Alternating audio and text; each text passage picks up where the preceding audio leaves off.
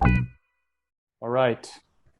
Welcome, everyone, to another episode of A Revolution in Education. My name is Jim McCue, your humble host, along with some great students from the Charlotte Lab School. We have Branson Flynn and Trey Curtin with us, and they will be helping to facilitate the dialogue today with some of the beautiful people at Charlotte Lab School.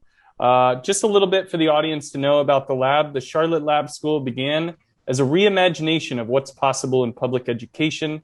As longtime K-12 teachers and administrators, the founders and staff knew there was a better way to approach school, a way that pulls the needs of students versus the system at the center. It's a way that lets teachers be the kind of teachers they always thought they could be, a way that proves all kids can be successful. So they created the lab and the lab way. So welcome everyone that's on with us today. Trey, do you want to introduce yourself to the audience? I am Trey. I am 15 years old, and just like Branson, I'm one of the founding students at Charlotte Lab. Awesome. I'm Branson. I'm 16 years old, and I'm a student at Charlotte Lab School. I've been here since the founding class. Yeah, they've been so helpful for those listening and viewing at home. This podcast episode is quite different than some of the ones you may have listened to before. This is a conversation with students and educators in the same space. We really wanted to model how student-centered this revolution can be. And so this is a first of many for us, which leads me to our first guest, Dr. Mary Moss Brown. She's the founder and executive director of a growing network of public, diverse by design charter schools in Charlotte, North Carolina. She's also the author of How to Innovate, the Essential Guide for Fearless School Leaders. Hey, Mary. Trey, Branson, do you want to introduce any of the next guests for us? I will introduce Mr. Singh. Mr. Singh is the current head of the Lab Upper School and is the driving force behind Lab's recent goals and has been backing many of our student projects. Amazing. Trey, would you like to introduce Ms. Tunick? Yes. So Ms. Tunick is the Lab co-founder and has been at Lab since the beginning. She is the founding board member and head of the lower school, and now the head of the curriculum and instruction. Right on. And we have some awesome students with us. Trey and Branson, do you want to introduce some of our friends? So John is a Lab 9th grader. He joined us at Lab in 7th grade. Right now, he's involved in an internship focusing on charity and combating homelessness and several other projects. Right on. And Kylie Southivongnorath is a 9th grader who joined us at Lab in 5th grade, and she is part of the Groundkeepers internship, and it's an organization that helps artists of color in the Charlotte community. Beautiful. Thanks, everyone. Well, I would love to learn more about Charlotte and the lab school. So I suppose this is a question for everyone here. What were your first impressions when you initially joined the lab? I had a lot of mixed feelings because when I walked in, we were in a different campus than where we are now. And it was a lot different of an environment than the school I'd previously been to. It was a very large public middle school, white walls, long hallways, just what you'd expect out of a school that big. It was about maybe around 2,000 people. But lab was really small. It was colorful, and the people were noticeably energetic. One of my first impressions was, what did I get myself into? But the other one was, let's see where this goes. This could be really cool. Does anybody have any thoughts to that or their own impressions of what it meant to join the lab? I had a very similar experience to John. I was also like, what did I get myself into? Just kidding. I had actually met Dr. Moss a few years before we started co-writing the charter application. We were both, she was a principal coach, I was working in Union County, and I guess similar to John, I had more of a traditional experience when it came to education. I'd worked in a couple of schools that were doing really cool, new, innovative things.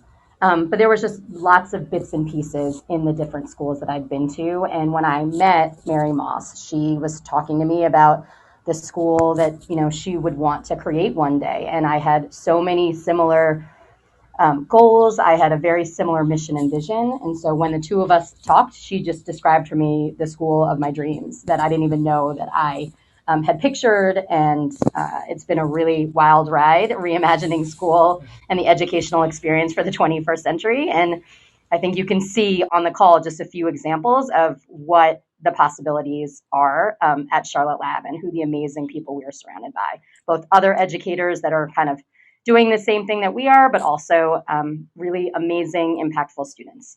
Trey, do you have a question for the group? So, what inspired you to create Lab, Dr. Mossbrown? Yeah, so, I mean, I've been in education a long time and had a really fortunate experience early in my career when I did my student teaching to be part of a program in New York City where I was a student teacher in one of the new schools that was kind of rethinking education as it was back in 1994. And it showed me for the first time what was possible in public schools. And then for many years, I taught in schools that showed me what was sort of actual in public schools. And I think that continued to drive me to create something that was different and something that put students at the center. I just believe so much in kids and have a lot of respect for them and their abilities and who they are, and think that so often our systems kind of limit what's possible for kids instead of revealing the opportunities. But I was part of startup schools previously, but I think what was very special about Charlotte is that I moved here and my daughter, who's also a ninth grader, had just started kindergarten. And what I noticed in schools that I had worked in for many years is that the emphasis on testing and the emphasis on conformity was killing curiosity and joy and a love of learning. And it was like my daughter was having that experience right off the bat in kindergarten. And I couldn't find a place in Charlotte that I felt aligned to my vision of how kids should learn and aligned to my vision that kids should be learning alongside kids from different backgrounds than they are. And so it was really that personal interest and then the personal need as a mother that made me want to start from the beginning. I personally had most of my experience as a middle and high school teacher and principal. But what I really thought about is when I saw what our students could do with these opportunities, just starting it in ninth grade and what they could do by the time they graduated from high school, I was like, what if we could start them at age 5? What will they be able to do in high school and beyond? I would love to hear from the students in hearing that message, that clear vision. Kylie or John, Branson, Trey, what comes to mind when you hear that? I think that's pretty inspiring. That's like a cool thing to see, like how labs changed since it started and how it's like really in that vision. And Mr. Singh, for you, what inspired you in coming to the lab, and then what moves you about the vision and mission that Mary has laid out for us? Somebody recently has pushed me on the answer to that question, and I think I actually have a new answer. I think at the time I had a 4-year-old, and we were looking at what options were available for kindergarten. And I remember my wife finding this school and was like, "Oh, you might know this lady. She did stuff in New York." And it was through really just kind of conversations that I think I was aligned in the sense of wanting to ask what if. And I think, so my new answer is like, I really think it was, part of it was my son and trying to think about like, what does success and the future look like for him? And how can I align like my job and work field to help pave the way for a boy of color in his own world, right? So that's probably the first time I'm seeing that answer to this group.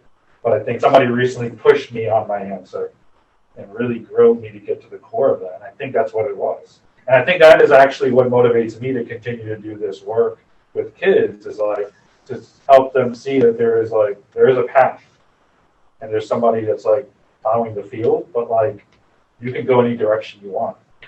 And I think it's been almost 8 years, and we're continuing to plow. But now we got other people in the room plowing, creating other paths. So it's exciting to see many of us doing that work together now. I wanted to start us off with the next question. This is mostly for like the educators, but students can answer too. And, like, what were you expecting when you signed up to work at Lab, and have those expectations been met, or they changed? These are great questions. And if they have changed, how have they changed? Branson asked the hardball questions here, I must say. Well, I can answer that. I can start with that because, again, it's going back to John's point of what am I getting myself into?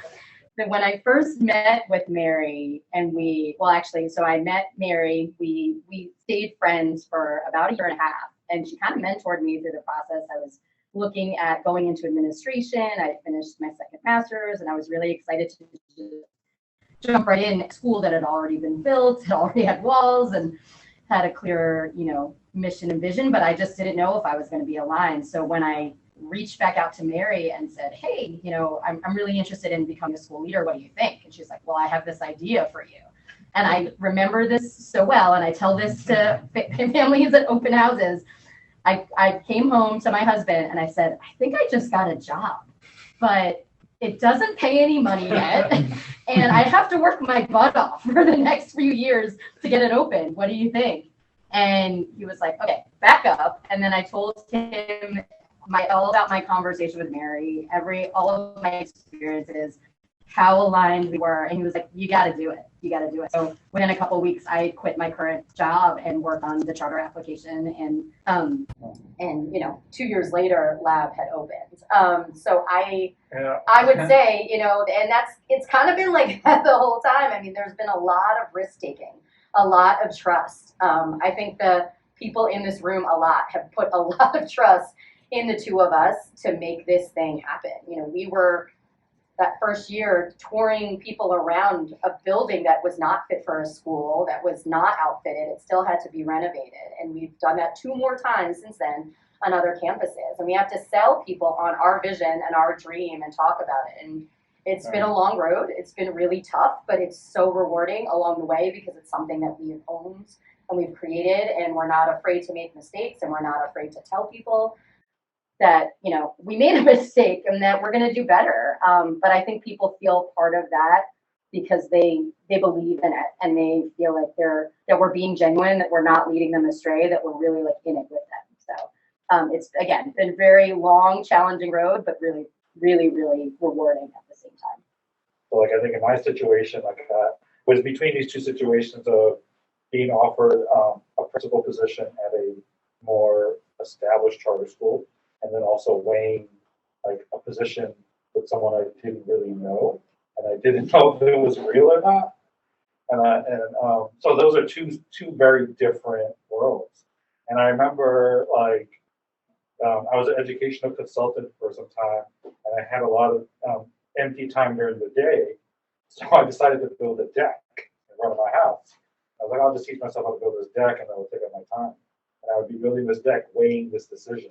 I remember coming to my wife, and I think similar to John, and be like, I don't really know this lady, but she seems like she's real, and this seems real. I was like, I don't have a contract yet, and but I think it was that same point, right? I felt like it was about making that leap and jump for my little, right, and my kids.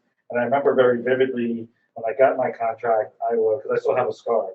I was hammering a nail into the deck, right? Because I was building this deck, and I was multitasking as I normally do. And the email came in, and I was like, "Oh my god, I got my contract!" And then I hit the nail in my hand. So my wife remembers that. It was an exciting moment, and I was like, "Oh, it's real." But I think it's what John said. It's part of it is it's making the jump, right? Trust falls. right? Yeah. But a really dangerous one. I think relational trust is so important to any partnership because there comes a point when things get difficult, things get challenging. There are critical conversations that take place, and being able to trust and rely on those that you're working with is so important. Um, Kylie, I'd love to hear from you. You've listened to a lot of the feedback and personal narratives of a lot of the people in this conversation. What strikes you in what you've heard, or maybe something that comes up for your experience? I would say just hearing it, everybody's like first impressions. I know my first impression, all I knew was my elementary school, and I actually went to the same elementary school as Dr. Moss Brown's daughter. And it was very much like just sitting at our own desks and doing worksheets and walking in straight lines, and that was all I knew. And I was not someone who liked change or like even wanted to go to a different school, but I remember touring lab for the first time, and I remember walking in, and you could just tell that everyone was friends. Like everyone was talking to each other, and they were working. They were all in Quest, and they were building cardboard sculptures. And I remember that so well, taking my tour, because I was like, "Oh my God, this looks like a summer camp almost." And I thought it was so cool. And that was my first impression. And now, having gone here so many years, I feel like I've gotten a lot more experiences and opportunities than if I were to go just to a regular high school in my area. Like for instance, the internship or being able to like sit in on meetings and stuff, I would have never participated in that if I was at a bigger school. So I think that lab was just really like a perfect fit for me. And I am really glad that my parents, got me in here and that they found out about it from Dr. Moss Brown. I think it was a great thing to do. I love hearing that. Kylie, it sounds like this has been a transformative experience for you, and for Mr. Singh, you at least have a star and a new deck in the experience. I'm wondering for others, how has life changed for you since starting at the lab as an educator, founding this beautiful school, enrolling as a student? Well, I myself wanted to say that it's definitely helped me with my speech and improving my English because ever since I was in the first grade, I was diagnosed with auditory processing disorder, and I couldn't really intake information as quickly or as coherently as other friends and classmates of mine. And the elementary school I went certainly did not help either.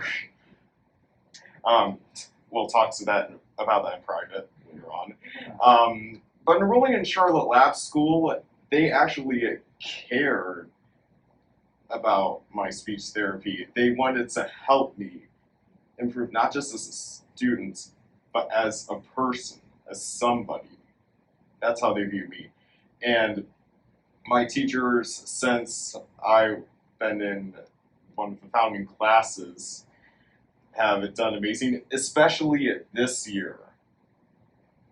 I gotta say that this year, they have been all of my favorite groups of teachers. Math, Spanish, English, history, science, PE, theater, all of them, if you're listening out there, thank you so very much. And thank you, Ms. Studick. Thank you, Mr. Singh. Thank you, Dr. Moss Brown, for this amazing opportunity. I'm going to seize the moment until I graduate. Yeah, I definitely agree with most, if not all of that. I came from a place where I don't feel like I was appropriately challenged, and not in an academic sense. I still had a lot of hard work, but I didn't feel like the teachers cared about the students. I didn't feel like I really needed to use my brain for this. It's just memorize, write it down on a test, forget. And I despised that more than anything else I could have thought of at the time. But like just my first year at lab, you could tell the teachers want to know you. They want to make sure you succeed. And the teachers are some of the nicest people I've ever met, frankly, and which is why I really agree with Trey on that. They want to help you. They're approachable. You can really be friends with your teachers. And not only is that something that I really value, but there's also that different work aspect. It's like not just all paper and pencil assignments all the time. It's quests, it's internships, it's projects. And that is something that I really couldn't value anymore. Now, did you enjoy teaching more in a charter school setting rather than a public one? And why? I'll start with that one. So I started teaching right out of college through Teach for America in New York City, and then spent the first 10 or so years of my teaching career teaching in different schools in a number of different districts in different states, all typically large traditional district schools. And then in New York, I had a unique opportunity as New York City was trying to expand choice for families, as well as to break up some of the larger schools into smaller learning communities. Had this opportunity to be part of starting schools there, and starting schools that you could really guide the vision, you could guide the teaching, and you could really create a very different culture. And so I think, for many years, honestly, I was pretty anti-charter. I really believed fundamentally in the importance of public education and not wanting any other entity to negatively impact what I believe, is what can level the playing field for everyone.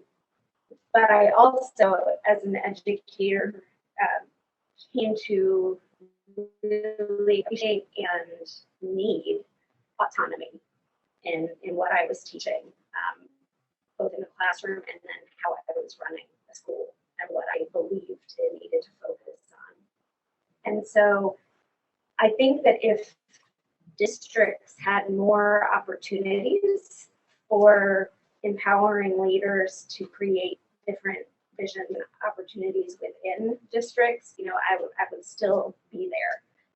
But what I found here was that I was just going to have to go out on my own if I wanted to create the kind of environment that I think is best for kids. I can go next. I've taught in a few different types of schools also, similar to Dr. Moss. I've taught in big districts, both in New York City, here in Charlotte, and in Union County. I also worked at a parochial school my first year out of college, which was not the right fit for me personally. But I would say that I have, again, taken some really important lesson, something with me from every single school that I've worked at. And I think when people ask us about lab now, they'll say, so what's your thing? Like, I feel like all schools have a thing. What's your thing? And I didn't want to put us in a box. I don't think we've ever been in a box. We say to people that we act as if there is no box. So it was really important to me to say, well, we don't just have one thing. We have lots of different things that we do that are really important to us, that make us unique.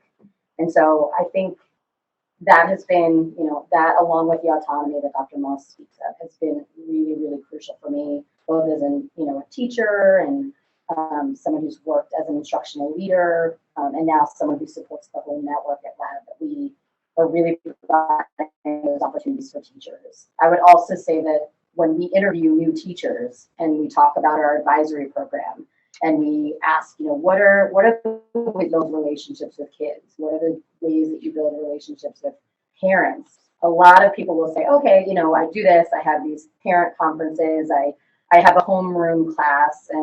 But the way you describe advisory, I've never been given that time. I've never given that opportunity to teach in that way. I've never been pushed to focus on that. And I think that's another really, really important thing that we do at Lab is we build relationships, not just with colleagues, but, with students. And, like Trey said, it is very important to us to know every single kid, but we know them inside and out. I was an advisor for 5 years, and that was one of my most important roles at Lab, is to know every single kid in my advisory, know if they're having a good day or a bad day, know their families, know their interests, what's important, and know when, like things are not going so well, how I can support them. So I think for that reason, whether it's, working in a traditional charter school or working at public school, making sure that all schools are providing that time for teachers, advisors, whoever, to really, really know the kids is incredibly important. Dr. Moss, I wanted to follow up on your comment where you said, what do you think is lost when Voices at the Table focus on charter school versus public district school? Like, what do you mean? Do you want to elaborate on that?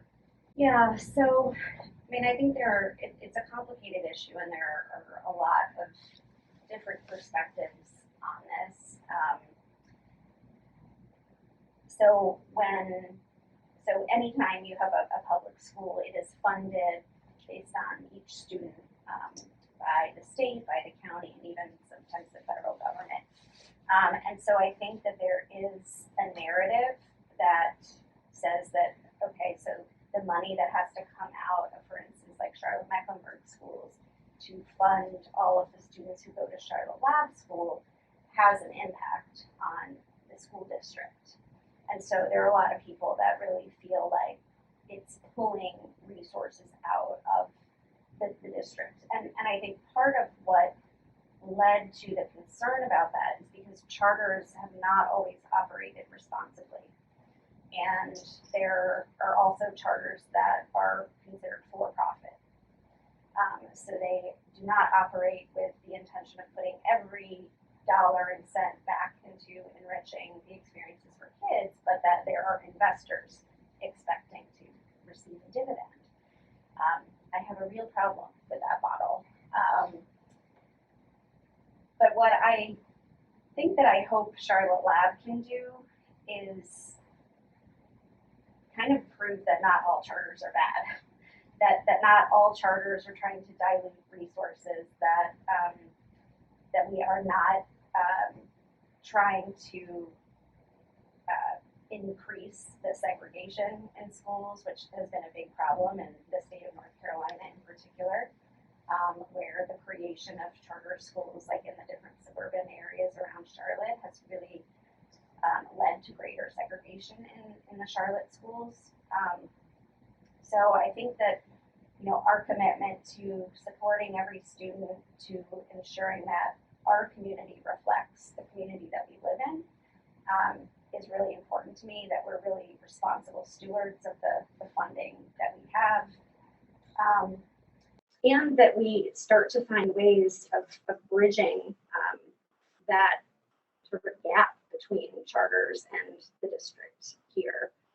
It hasn't been a great positive relationship, but I'm hopeful that we could really play a role in helping each other to grow and get better. And we could be a great option for kids who might be struggling in some of the district schools. So I really hope that someday we can create a more mutually beneficial relationship. I think the other thing that I liked about charters is that charters are created with more autonomy than typical district schools. And as such, charters have the opportunity to do things differently and to kind of try things.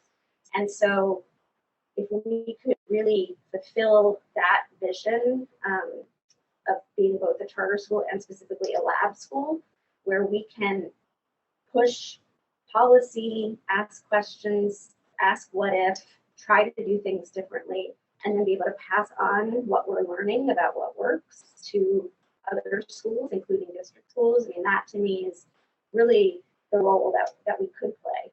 Thank you. That was really interesting to hear. And I wanted to continue to the next question, where I want to know if you feel like you've gained skills that you would not have gotten if you hadn't worked at lab, as educators, as students, within people in your work environment, or with your classmates, just any kind of skills that you feel like you picked up from lab. Yeah, that where do I even start with this?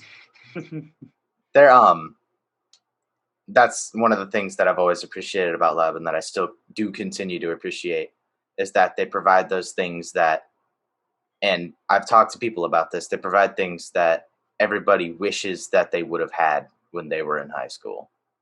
Like whenever I describe a project that I'm doing or an internship that I'm participating in, whether it be my parents, some other adults, a coach, or whatever, they'd always say, man, I wish that I had that in high school.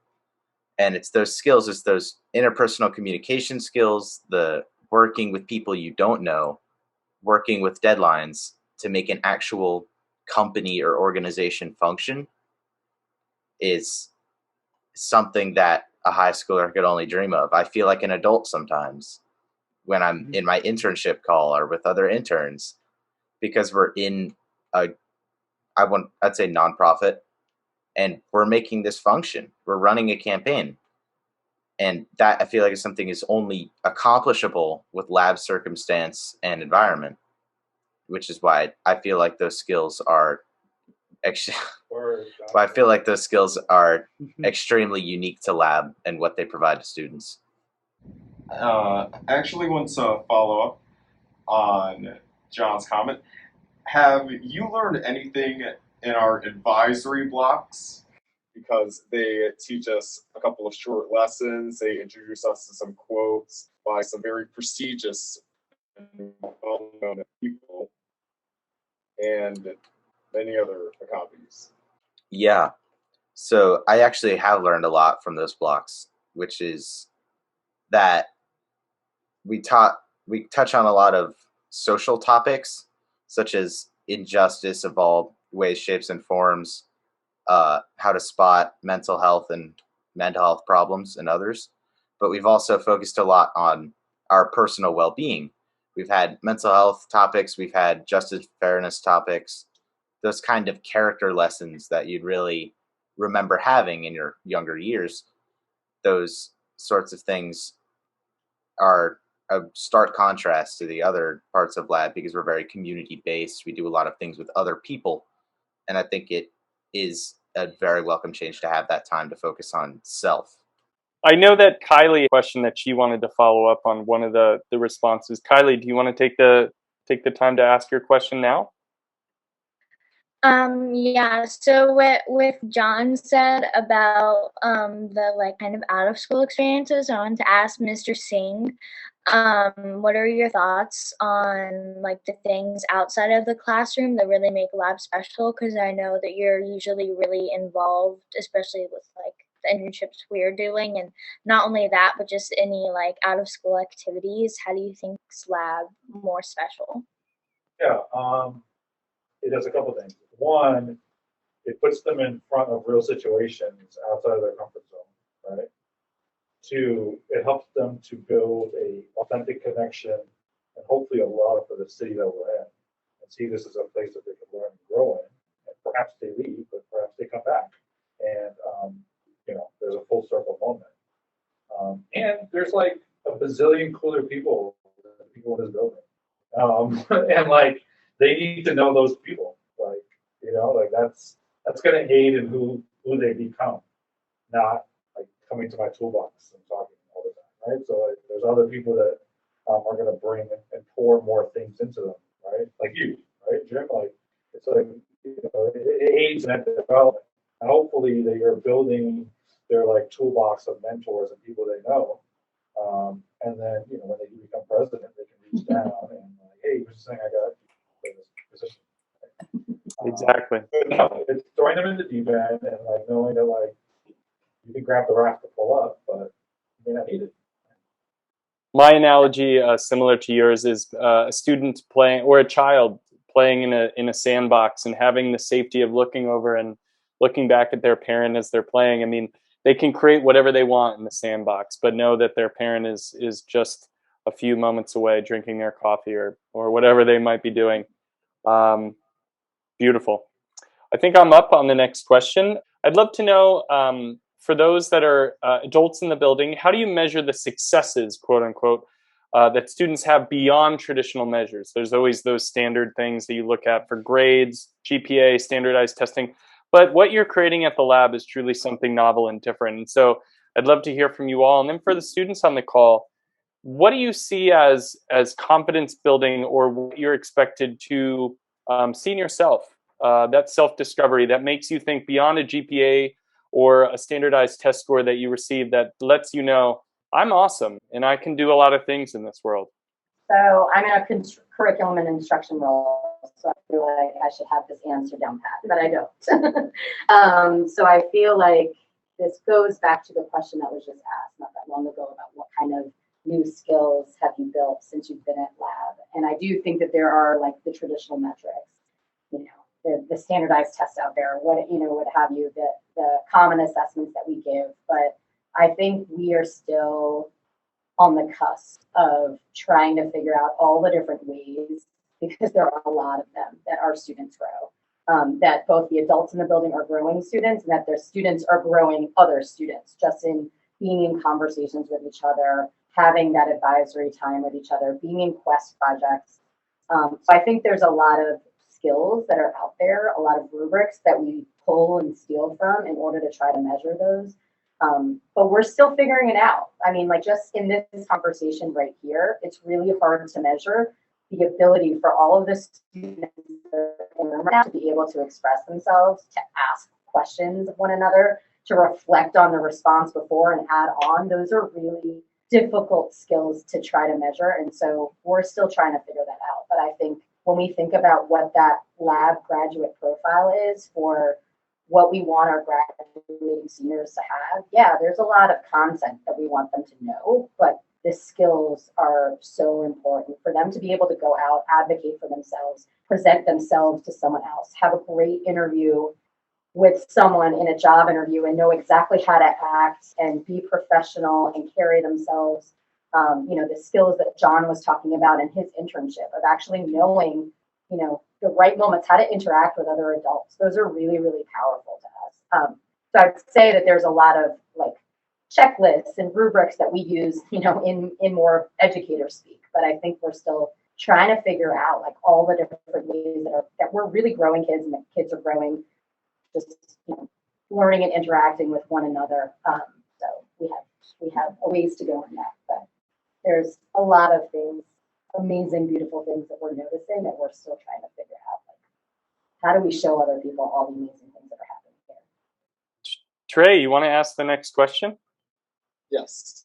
Now, what makes Lab stand out from other schools in the Charlotte area? I have a quick answer. I think it's you guys. Right?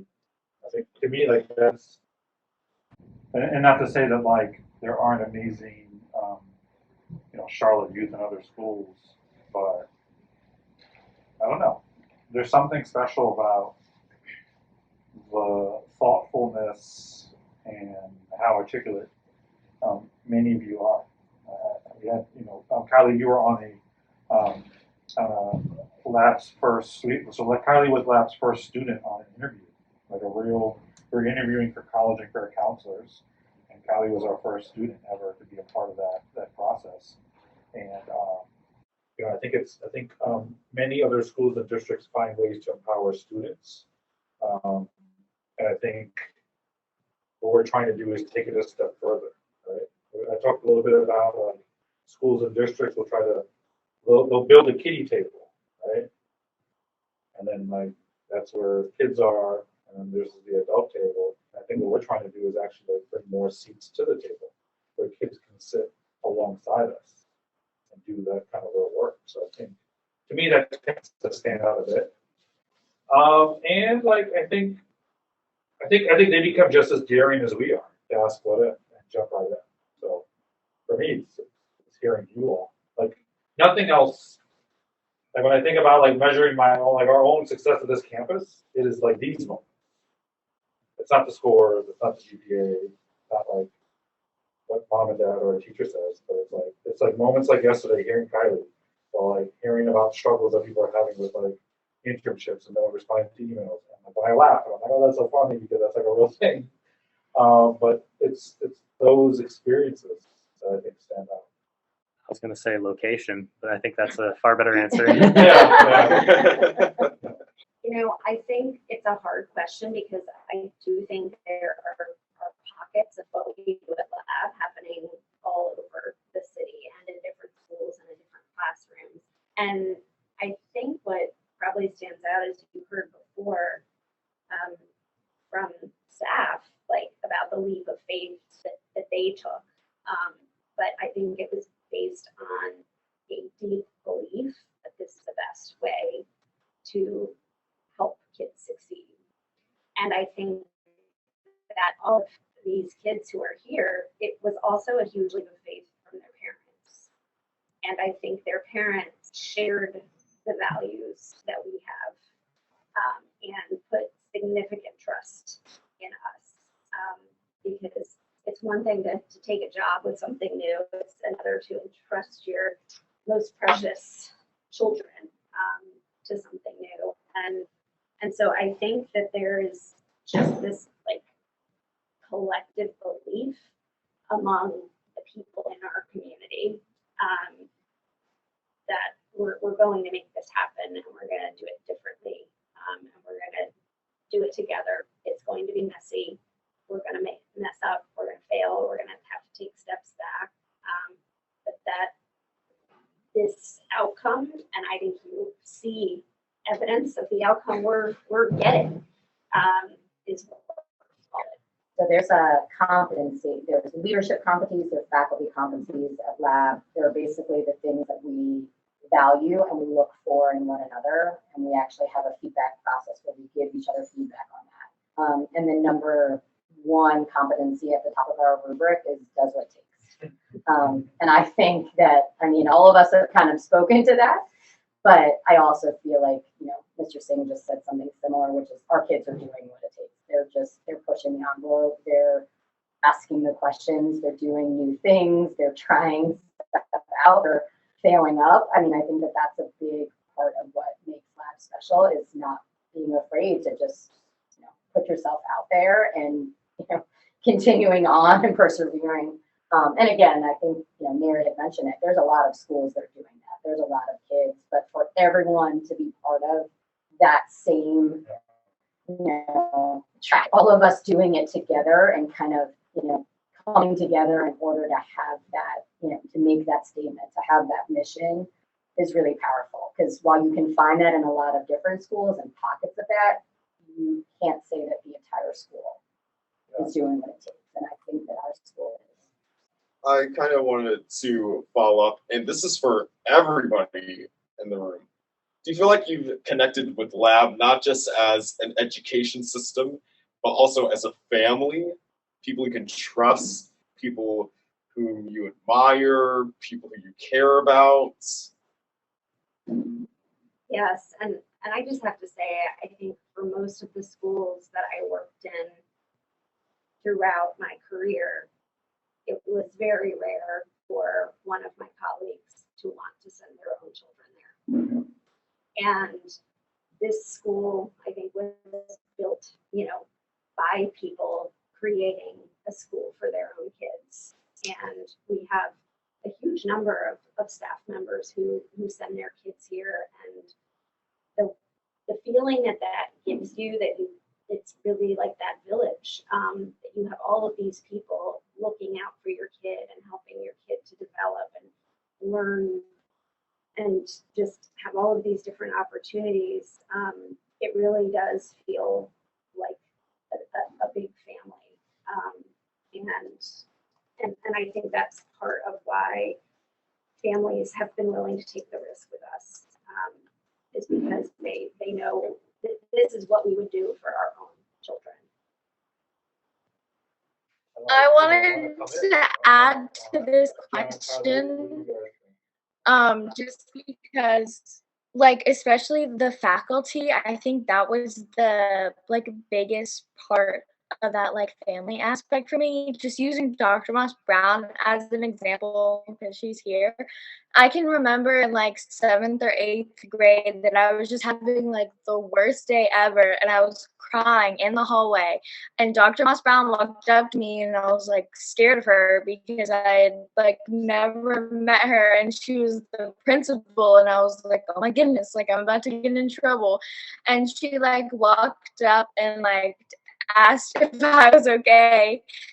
and she walked to the water fountain with me and, stayed out of class a couple of minutes and calmed me down. And I just remember that so well because it was almost like a parent, and I think that's just such a big thing at lab is that the faculty cares so much about their students. And it wasn't like principal, just because at my the old school I went to before that, the principal is where you go when you're in trouble and you don't want to go to the principal's office and you don't want to meet them. And I don't know, that just gave me such a different perspective. Now I have so many bonds with so many of the faculty there, Miss Greer, Mr. Caps, and I still talk to the ones that I don't even have classes with every day. And it's just really is like a family. And even I think whenever I go off to college, they all still keep in touch with them just because we've just had such a close bond for so long. Yeah, I really couldn't have said it any better. I would definitely say that it's the casual nature in which you're able to approach the teachers and faculty that really make it feel more comfortable. And this has been something that's changed for me in high school. I can't really recall doing this in middle school because I caused quite a lot of mischief back then. But in high school, I walked through this big hallway to get to my first block, which is on the other end of the building. It's PE. And I always walk past Mr. Singh's desk. And, we'll say hi. He'll update me on, whatever we're doing. And sometimes I have to remind myself, oh, that's the principal.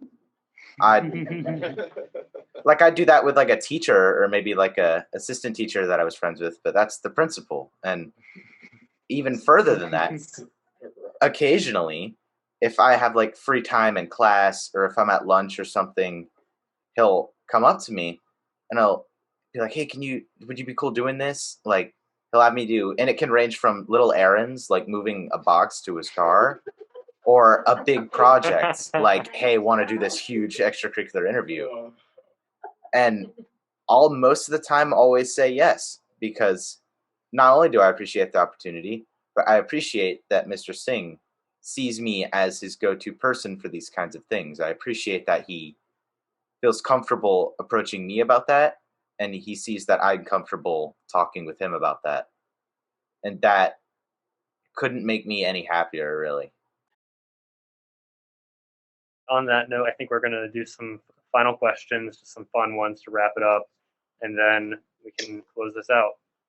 So we have a couple here, and one I really want to hear your guys' responses to is, if you had to answer the one-word question of why, then what would your response be? I would say, and since we're on the topic of lab, to both discover and fulfill what I'm capable of. It's because I previously mentioned that I came to lab largely because I wasn't being challenged.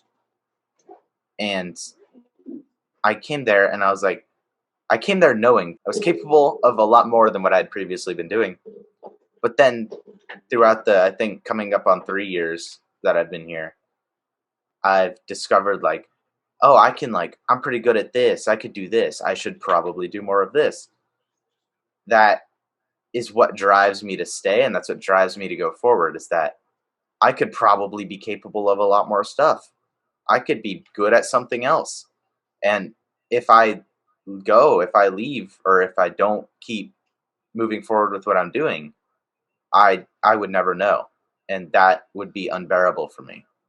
And so that's my why. That was a very good response. I was going to say because. Branson, you want me to take the next one, or you go for it, man? You got it. All right. What is your top priority for today? My world really revolves around you all. It's my own kids, your kids, it's the last thing I think about. It's the first thing I think about. It's what keeps me up at 3 a.m. It's it literally is what revolves. And I when I think about how I'd like it to be, is I don't know, but I want to keep on pushing myself to think about what opportunities or doors have we not opened together? Right?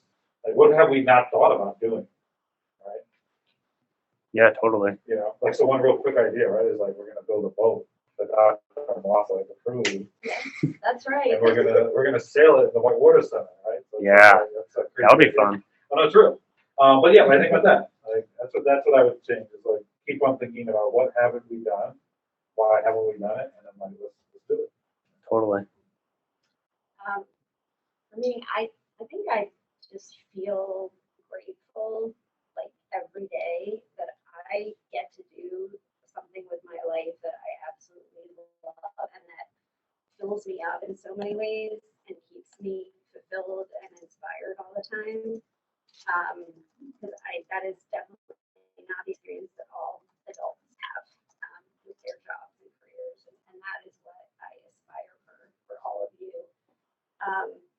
I think the only thing I would like is, maybe just the pace to slow down a little bit so that I can maybe do a few things more for myself and, maybe just slow down enough to like enjoy the moments a little bit more. Yeah, this was a good opportunity. Yes. It was. So that was mine, is that like I feel like every day feels long, right? There's so much jam packed in it and there's a lot going on and I don't take enough time to stop and reflect. And so I want more of this, like more opportunities. Every time we show new educators in our building, every time we stop and talk to kids about the things that are happening in their world, every time, we're on a call or a training and telling other people about lab, like that's time I get to stop and take a step back and be like, wow, there's a lot of really cool things that are happening here and a lot of change that we're affecting. Branson, you want to close us out? Sure. Thank you to everyone here for your time and spending like your Friday afternoon talking with us on this podcast. That really means a lot for our internship. Thank you for showing what it means to be like a member of the Charlotte Lab School community, which like repeating the mission statement, it puts like the needs of the students at the center, and then it lets the teachers be the kind of teachers they always thought they could be. A place that proves all kids can be successful. In short, living out the lab way. You are also beautiful. Again, this has been a first of I hope many conversations in which students are asking really great questions of education leaders, and the same two-way street applies to the educators back to students. This was going to be Trey's final line, but I guess I'll fill in as humbly as I can. He's been an amazing partner in this process. This has been another episode of A Revolution in Education. Thank you for listening and watching.